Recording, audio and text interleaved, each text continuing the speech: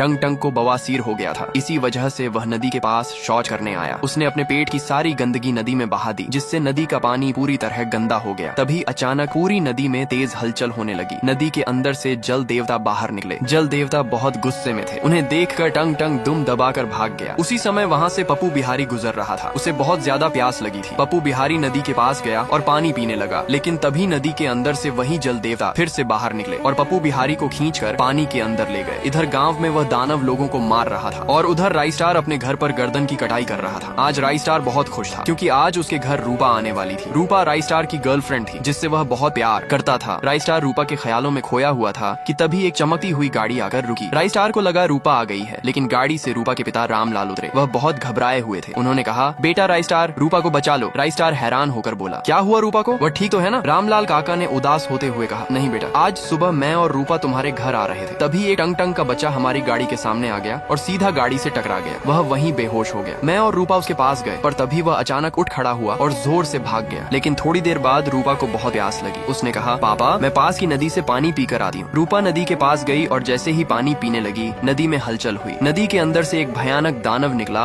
और रूपा को अपने साथ पानी के अंदर खींच ले गया। यह सब देखकर मैं सीधा तुम्हारे पास भाग आया। यह सब सुनकर राइस्टार बहुत परेशान हो गया, लेकिन उसने कहा, जब तक मैं जिंदा हूँ, मेरी रूपा को कोई नुकसान नहीं पहुँचा सकता। राइस्टार तुरंत गाड़ी में बैठा और नदी की तरफ निकल पड़ा। गांव पहुंचकर उसने देखा कि हर तरफ मरे हुए लोगों की लाशें पड़ी हुई हैं। राइस्टार हैरान रह गया। तभी उसे वहीं टंग टंग दिखा। राइस्टार धीरे से उसके पास गया तो देखा टंग टंग बार बार बोल रहा था, ये सब मेरी गलती है, ये सब मेरी गलती है। राइस्टार ने पूछा, तुमने ऐसा क्या कर दिया? टंग टंग ने कहा, कुछ दिन पहले मेरी बीवी टुन टुनी ने मेरे लिए बिरयानी बनाई थी। मैंने बहुत ज्यादा बिरयानी खा ली, इस वजह से मुझे बवासीर हो गया। फिर मैं पास की नदी में जाकर पेट साफ कर आया। मेरी इस गलती से नदी गंदी हो गई और जल देवता गुस्से में आ गए। तभी से वह गांव में तबाही मचा रहे हैं। टंग टंग की बात सुनकर राइस्टार सब समझ गया। अब सवाल ये था कि इस प्रॉब्लम को कैसे रोका जाए। तभी राइस्टार की नजर पास खड़ी गाड़ी पर पड़ी और उसके दिमाग में एक आइडिया आया। राइस्टार ने कहा, टंग टंग, मेरे साथ चलो, अब तुम्हारी गलती को ठीक करते हैं। राइस्टार और टंग टंग जल्दी से गाड़ी में बैठे और एक बड़ी नदी के पास पहुंचे। राइस्टार ने नदी का साफ पानी गाड़ी में भरा और फिर वापस उस गंदी नदी के पास आ गए। जैसे ही साफ पानी नदी में डाला गया, पूरी नदी साफ हो गई। नदी के अंदर से सब लोग बाहर आ गए। राइस्टार को उसकी रूपा मिल गई और टंग टंग को एक बड़ी सीख मिल गई, कभी भी कहीं भी शौच करना अच्छी बात नहीं होती।